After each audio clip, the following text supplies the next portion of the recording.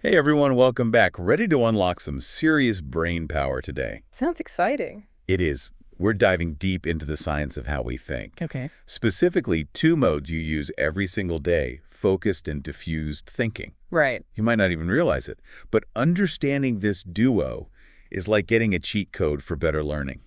I love that analogy, a cheat code for the brain. Right. Yeah, it's fascinating. You know how often we try to force ourselves to concentrate when sometimes the real key is letting our minds wander.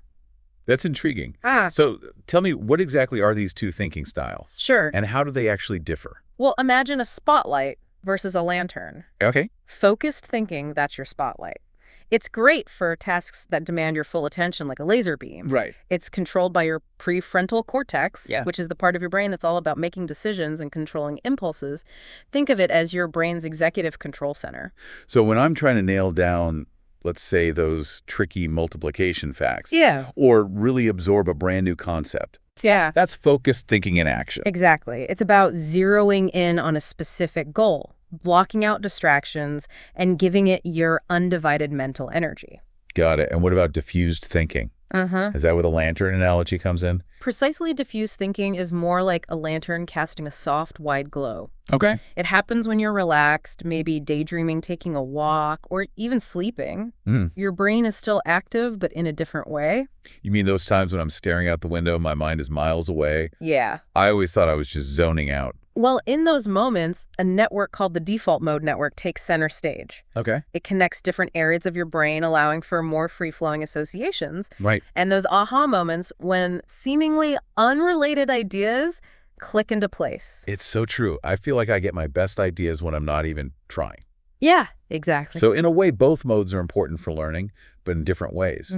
Absolutely. You need focus to grasp the information, but you also need those diffused moments for your brain to process it, deeply connect the dots, and come up with creative solutions. So it's like a dynamic duo. They work together. Yeah, like a team. Now, this is where I get really curious. How does this all connect with neuroplasticity?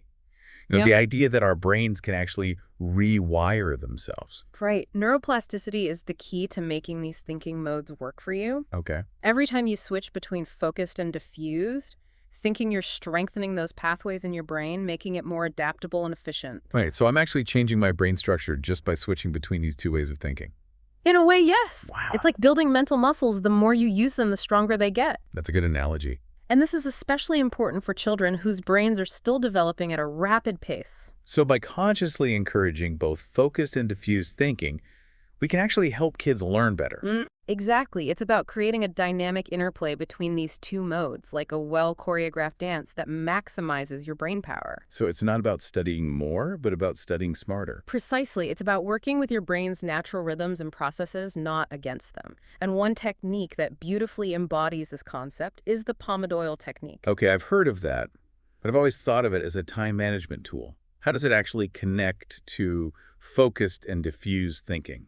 The Pomodoro technique isn't just about setting a timer. It's about strategically alternating between intense focus and short breaks to keep your brain fresh and engaged. So it's basically built-in brain breaks. Exactly. And the research is very specific about how long these focus periods should be, especially for kids. For younger children, ages 5 to 7, aim for 7 to 10 minutes of focused work followed by a 5-minute break. That's much shorter than I imagined. What about for older kids? As their ability to focus increases, you can gradually extend those focus periods. For kids aged 8 to 12, 15 to 20 minutes of focused work with a 5 to 10-minute break works well. And for teens, you can stick with the classic 25 minutes on, 5 minutes off. So it's all about tailoring the technique to their developing brains. Yeah. I like that. But honestly, convincing kids to take breaks can be a challenge. Yeah, I hear I ya. often want to push through, especially when they're on a roll. I know what you mean. But that's where understanding the why becomes so important. We need to help them see those breaks, not as interruptions, Right. but as essential pit stops that allow their brains to recharge and process information more effectively. It's like telling them, hey, you want to learn this stuff and remember it. Give your brain a break. Exactly. And, speaking of breaks, there's one break that's absolutely crucial for consolidating memories and making those important connections. It's sleep. Sleep, the ultimate brain break. I've heard that people who sleep after learning something new are actually better at solving problems related to that information. Is that true? There's a study that found people who slept after learning something were a whopping 40% more likely to solve a related problem Yeah, 40%. compared to those who didn't sleep. Mm. And it makes perfect sense when you think about it. Sleep is like the ultimate diffused thinking state. So all those times I felt guilty about taking a nap, my brain was actually hard at work behind the scenes. That's a relief. But what's actually happening in our brains while we sleep that makes such a difference in our learning? Well, during sleep, your brain is busy doing some serious housekeeping. It's soaring through all the information you've taken in during the day, consolidating memories and moving them from short-term to long-term storage. It's also making connections between those memories, forging those aha moments that often elude us when we're awake and focused. So sleep isn't just about resting our bodies. It's about giving our brains the time and space they need to do their magic. Yeah. This is something a lot of people, especially students who are often sleep deprived, really need to hear. Absolutely. Sleep deprivation is like robbing your brain of its most valuable tool for learning and problem solving. It's not laziness, it's a biological necessity. Welcome back. Before we jump into real-world examples, I thought it'd be helpful to clarify a few things about focused and diffused thinking. Good idea. It's all starting to make sense, but I bet there are some listeners out there thinking, hold on, if I let my mind wander all the time, will I ever get anything done? It's a common misconception, isn't it? But it's not about always being in one mode or the other. It's about strategically shifting between them. Okay. Focused thinking is like a sprint. Right. You can't maintain that intensity forever. You need those diffused thinking breaks to recover and recharge. It's like a mental marathon, not a sprint. Exactly. And just like a marathon runner needs to pace themselves, we need to find a sustainable rhythm for our thinking. Makes sense. Yeah. But I'm also wondering, how do we actually know when to switch between these two modes? Are there any signs that our brains are giving us? There definitely are. One of the biggest signs that you need a break from focused thinking is mental fatigue. You know that feeling when you're staring at the same problem or page and nothing's sinking in? Yeah. That's your brain telling you it needs a timeout. Oh, I know that feeling all too well. Yeah. So in those moments, instead of trying to force myself to keep going, Yeah. I should actually step away and let my mind wander. Exactly. It might feel counterintuitive, but taking a break can actually help you make more progress in the long run. And I bet there's science to back that up, right? There is a fascinating study from the All India Institute of Medical Sciences compared continuous studying with an interval-based approach like the Pomodoro technique we discussed earlier. They found that after just 40 minutes of continuous focus, information retention dropped by 30%. Wow, that's huge. So pushing through that, mental fatigue isn't just unpleasant, it's actually counterproductive. Exactly. And the study also showed that those who took breaks maintained a much more consistent level of performance. It's all about working smarter, not harder. Okay, so taking breaks is essential. But how do we make sure those breaks are actually beneficial for diffused thinking? I mean, scrolling through social media or watching TV might be relaxing, but I'm not sure it's helping my brain make those creative connections. You're right, not all breaks are created equal. The key is to choose activities that allow your mind to wander freely and make those unexpected connections. So what are some good examples of activities that promote diffused thinking? Think about activities that engage your senses and spark your imagination. Going for a walk in nature, listening to music, doodling, even taking a shower. These can all be great ways to shift your brain into that diffuse mode. I love that even something as simple as a shower can be a brain booster. It's true. And don't underestimate the power of physical activity. Yoga, Tai Chi, or even just some gentle stretching can help calm your mind and clear out those mental cobwebs. And speaking of calming the mind, meditation is another powerful tool, right? Absolutely. Meditation has been shown to activate the default mode network, which, as we discussed earlier, is key for diffuse thinking. Even a few minutes of mindfulness practice can make a big difference. Okay, so we've got a whole toolkit of diffuse thinking activities, but I'm also wondering, are there certain times of day when it's easier to access that diffuse mode? That's a great question. And research suggests that our brains are naturally more inclined towards diffuse thinking at certain times, like early in the morning, late at night, and right after a period of intense focus. So if I'm feeling stuck on a problem, maybe the best thing to do is step away, take a break, and come back to it later with fresh eyes. Exactly. Sometimes the most productive thing you can do is give your brain a chance to process things in the background.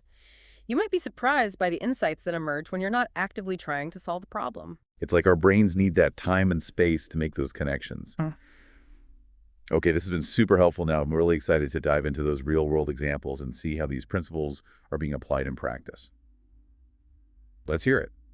All right. I'm ready for those real-world examples. Show me how this focused and diffused thinking combo is actually being used to boost learning. Well, one area where we're seeing some incredible results is in education schools across India are starting to incorporate these principles into their teaching methods, and the outcomes are pretty remarkable. That's exciting to hear. What are some specific examples of how schools are putting this into practice? One school that stands out is the Delhi Public School in South Delhi. They implemented a dual thinking program for their middle schoolers, restructuring their math classes to include both focused and diffused thinking activities. Okay, how did that work exactly? Did the kids just daydream during math class? Not quite. They started with 20 minutes of focused instruction and problem solving. Then they'd switch gears completely and do something seemingly unrelated for about 7 minutes, like creative activities, light exercise, or even just moving around. Then they'd return to the math problems with fresh eyes. So they were deliberately giving their students' brains a chance to shift into that diffused mode. Exactly. And the results were impressive. After just one academic year, they saw a 29% improvement in problem-solving scores and a 34% reduction in math anxiety reports. Wow, those are significant improvements. It sounds like the teachers were on board with this new approach too. Absolutely. They reported higher student engagement overall. They witnessed more aha moments with students returning from break activities with new approaches to problems they'd been struggling with. That's fantastic. But what about settings that might not have the same resources as a Delhi public school? Can these principles still be applied effectively? Definitely. There's another inspiring case study from a rural education initiative in Tamil Nadu run by the Eddshell Foundation. They implemented a modified version of these dual thinking techniques in 12 schools with very limited resources. So how did they adapt these principles to their context? They had to get creative. They used simple timing structures with locally available materials, traditional games became diffused thinking activities, and nature walks replaced elaborate break activities. That's a great example of thinking outside the box. And did they see positive results despite the limited resources? They did. They reported a 22% improvement in overall academic performance, increased student attendance and participation, and a 41% improvement in creative problem-solving assessments. Incredible. And it really highlights the point that you don't need fancy equipment or expensive programs to make a difference. It's about understanding how the brain works and creating the right conditions for it to thrive. Exactly, and these principles can be applied at home too. There's a wonderful story of a family in Mumbai, the Mekas, who used these techniques during the pandemic lockdowns when their children struggled with online learning. Oh, I can only imagine how challenging that must have been.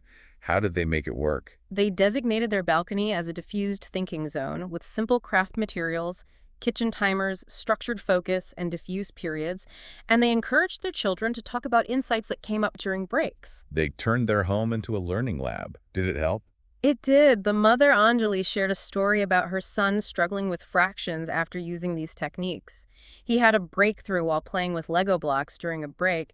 He exclaimed, "Mom, these blocks are just like fractions." The connection clicked during that diffused thinking time. That's a perfect example of how stepping away from a problem can lead to that aha moment. It's amazing, isn't it? Sometimes the most effective learning happens when we're not even consciously trying. This has been an incredible deep dive. I feel like I've unlocked a secret code to my brain.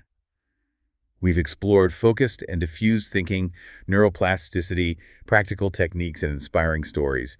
And it seems like the key takeaway here is that we all have the power to optimize our learning by understanding how to leverage these two thinking modes. Yeah. It's not about forcing ourselves to focus all the time, but about creating a balance that allows our brains to work at their best. Absolutely. And remember, the next time you hit a wall, don't be afraid to step back. Let your mind wander and trust the process. You might be surprised by what you discover. So true. Thanks for joining us on this deep dive into the fascinating world of focused and diffused thinking. Until next time, keep those brains buzzing.